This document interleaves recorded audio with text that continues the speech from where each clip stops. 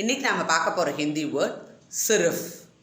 சிர்ஃப் மட்டும்தான் அப்படிங்கிற அர்த்தத்தில் இந்த வார்த்தையை பயன்படுத்தலாம்.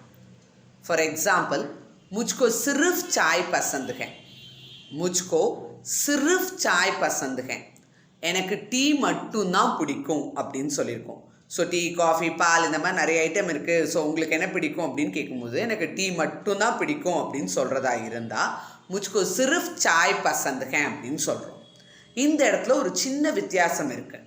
என்ன அப்படின்னா, தமிழில் சொல்லும் போது டீ மட்டும்தான் அப்படின்னு சொல்லியிருக்கோம். இந்த மட்டும்தான்ங்கிற வார்த்தையை டீக்கு பின்னாடி நம்ம யூஸ் பண்ணுறோம். ஆனால் ஹிந்தியில் பொறுத்த மட்டுக்கும் சிர்ஃப் சாய். ஸோ இந்த சிர்ஃபுங்கிற வார்த்தை எப்பொழுதுமே முன்னாடி தான் வரும். ஜென்ரலாக தமிழில் எப்படி சென்டென்ஸ் ஃப்ரேம் பண்ணுறோமோ அதே மாதிரி தான் ஹிந்தியில் ஃப்ரேம் பண்ணுவோம்.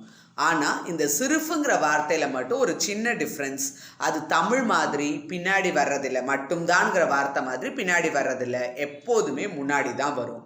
ஸோ முஜ்கோ சிர்ஃப் சாய் பசந்து ஹை அப்படின்னு சொன்னால் எனக்கு டீ மட்டும்தான் பிடிக்குங்கிறது அர்த்தம்.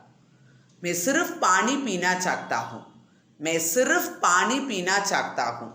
நான் தண்ணி மட்டும்தான் குடிக்க விரும்புகிறேன் அப்படின்னு சொல்ல நினச்சா मैं सिर्फ पानी पीना चाहता हूँ அப்படின்னு சொல்லலாம். ये सिर्फ तुम्हारे लिए है.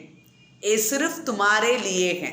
ஸோ இது உனக்கு மட்டும்தான், வேற யாருக்கும் கிடையாது, உனக்கு மட்டும்தான் அப்படின்னு ஸ்பெசிஃபிக்காக சொல்ல நினச்சா ये सिर्फ तुम्हारे लिए है அப்படின்னு சொல்லலாம். தன்யவாத்.